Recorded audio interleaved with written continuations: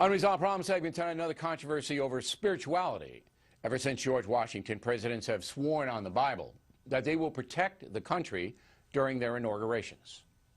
Preserve, protect, and defend the Constitution of the United States. Preserve, protect, and defend the Constitution of the United States. So help you God? So help me God.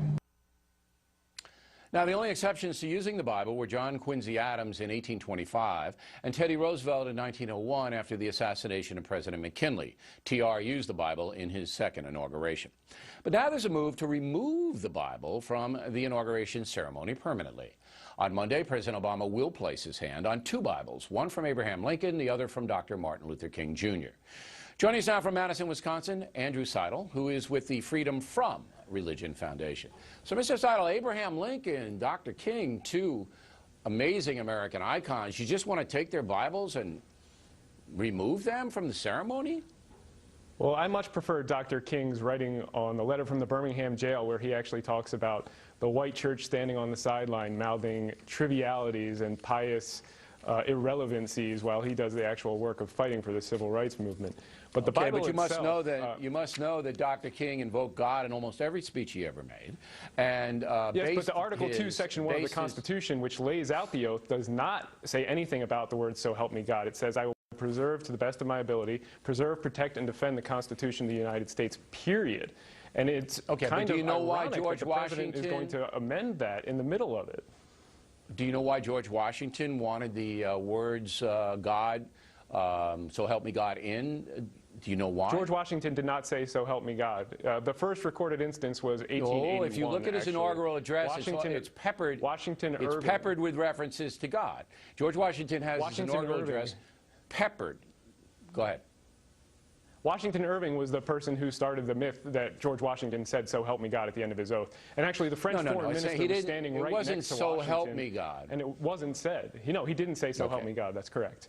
Do you know why? Do you know why Washington peppered his inaugural address with the word God? It's all over the place. Do you know why he did it?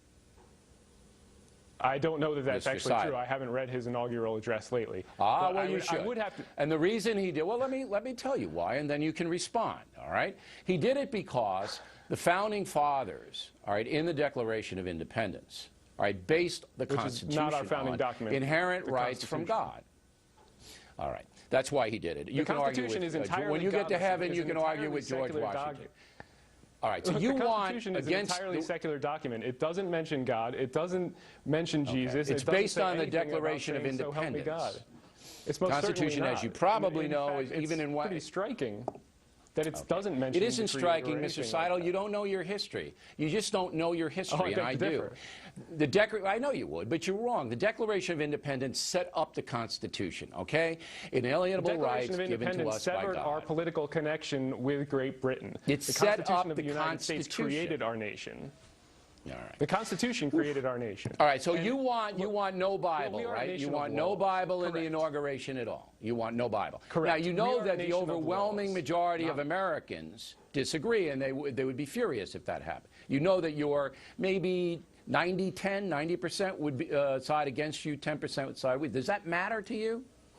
That's actually not accurate, and the demographics are shifting rapidly. The Freedom From Religion Foundation's membership has exploded over the past 5 years. We have 19,000 members now. 19% of this country now 19,000 out of a country of 320 million. How do you handle it? 19% of this country now consider themselves non-religious. 32% of this country under the age of 30 consider themselves non-religious. Even non-religious people don't want to boot the Bible, especially Abraham Lincoln's and Martin Luther King's, out of the inauguration. My question, and I'll give you the last word, is, you are in the minority. The folks want the ceremony to include the Bible. Does that matter at all to you? The Bill of Rights exists to protect the minority from the tyranny of the majority. We are a nation of laws, and neither our laws nor our morality are founded upon the Bible. Religion gets its morality from us, not the other way around. The Bible. All right, so you think using the Bible is tyranny? A Bronze Age morality. Excuse me? You think using the Bible in the inauguration ceremony is tyranny? I think that the Bible exhibits a Bronze Age morality that treats women as chattel, human beings as property, and punishes innocent children for the crimes of their parents to the third and fourth generation. And that's just the first set of 10 Commandments. Okay, Mr. Seidel, when you get to heaven, you can debate George Washington about why he wanted God in his inaugural address and Dr. Martin Luther King about the Bible. And I'm going to love to see that debate. Thanks for coming on tonight.